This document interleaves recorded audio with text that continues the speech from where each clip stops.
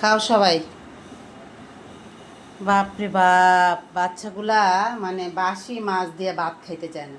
আচ্ছা, একটা কথা বলেন বন্ধুরা, মাছ যখন ফ্রিজে থাকে তাই না, থাকার পর তো মাছ বাসি হবেই, কিন্তু সেই মাছ দিয়ে তারা ভাত খেতে চায় না। এই দেখেন, বৃষ্টি পড়তেছে আজকে, তারপরও বাজারে গেছি।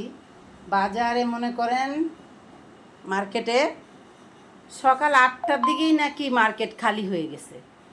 8টারও আগে বললো যে 8টারও আগে মার্কেটের মাছ শেষ হয়ে গেছে, খালি হয়ে গেছে। এখন শুধু ছিল কিছু চিংড়ি মাছ, ওই চিংড়ি মাছগুলো আর ঘন্টাখানিক সময় বিক্রি করা হয়েছে, তারপরে বাজার একবারে ফাঁকা। হুম। তো এই যে একটা অবস্থা, এখন ঈদ আসছে, রাস্তাঘাটে গরুর হাট বসছে, তাই সেজন্য মাছ খুব কর্কট হয়ে গেছে। সবাই গরু নিয়ে ব্যস্ত, যারা কৃষকরা আছে, যাদের ফিশারি আছে, তাদের গরু লালন পালন করেছে সেগুলো বিক্রি করবে, ছাগল বিক্রি করবে। এখন তো মাছ নিয়ে কেউ ছোটাছুটি করবে না, যার কারণে মাছের গাড়ি একবারে কম আসছে। যারা পাইকাররা গেছে সকাল 7টা, 7:30টার মধ্যে মার্কেটে মাছ নাই, খালি হয়ে গেছে। আর আমি তো গেছি অনেক একটু লেট করে গেছি, যাওয়ার পরে তাদেরকে জিজ্ঞেস করলাম যে আজকে মার্কেটে এরকম অবস্থা কেন। বলছে যে আজকে 7:30, 8টার দিকেই মার্কেটে খালি হয়ে গেছে, তার আগেই মার্কেটে মাছ কম ছিল, পাইকার বেশি ছিল। তো এখন দেখেন এই যে নলা রুই নিয়ে আসছি, মানে ও সরি, মানে মিকরা, বড় মিকরা নিয়ে আসছি মাজারো সাইজে, সেগুলোকে এখন আনলাম, কাটলাম, সিদ্ধ করলাম, কাটা বাছলাম, বেছে তারপরে তাদেরকে ভাত দিছি, তারা এখন খাইতেছে। দেখছেন এই একটা অবস্থা করে তারা। আর ছোটো জুনিয়রগুলা ঘুমাচ্ছে, একজন আছে জাগনা আর ঘুমাচ্ছে তারা, আর হচ্ছে আমার ছোটো একটু ঘুমাচ্ছে। আর এই যে আমার আরেক পেশেন্ট, তিনি ঘুমাচ্ছে, দেখেন না। উনি 1.5 বছর ধরে পেশেন্ট হয়েছে।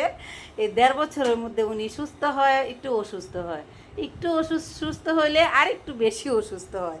এই হলো ওনার কাজ, বুঝছেন।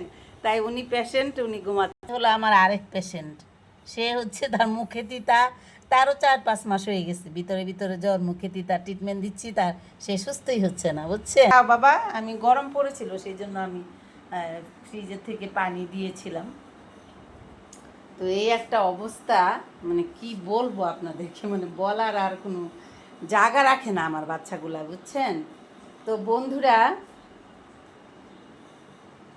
কেমন আছেন আপনারা সবাই? আশা করছি সবাই ভালো আছেন। দেশে এবং দেশের বাইরে প্রবাসে যত আমার প্রাণপ্রিয় বন্ধুরা রয়েছেন, আমার কলিজার ভাই বোনেরা, যারা আমার চ্যানেল থেকে ভিডিওটা দেখবেন, দয়া করে চ্যানেলটা সাবস্ক্রাইব করে দিবেন। যারা আমার পেজ থেকে দেখবেন, আমার পেজটাকে ফলো করে দিবেন।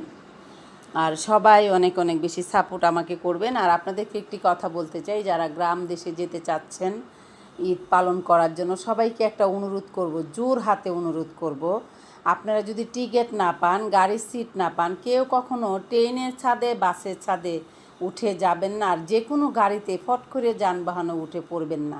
আর রাস্তাঘাটে খুব তাড়াফোড়া করবেন না। আর এই সময়ে হুন্ডার মধ্যে কেউ চলাফেরা করবেন না। সবাই একটু সাবধানে থাকার চেষ্টা করবেন, ভালো থাকার চেষ্টা করবেন। দেখেন, একটা কথা বলি ভাই, আপনারা যদি পৃথিবীতে বেঁচে থাকেন, সেক্ষেত্রে ঈদের পর দিন বা 1 সপ্তাহ পরে, 1 মাস পরে আপনার মায়ের সঙ্গে, আপনার ভাই বোনের সঙ্গে, আপনার প্রিয়জনদের সঙ্গে দেখা করতে যেতে পারবেন।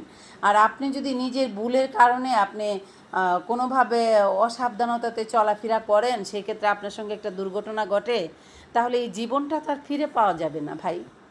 সেই জন্যই আপনাদের কাছে আমার জোর হাতে অনুরোধ, আর দেখতে পাচ্ছি না, কষ্ট সহ্য করতে পারছি না।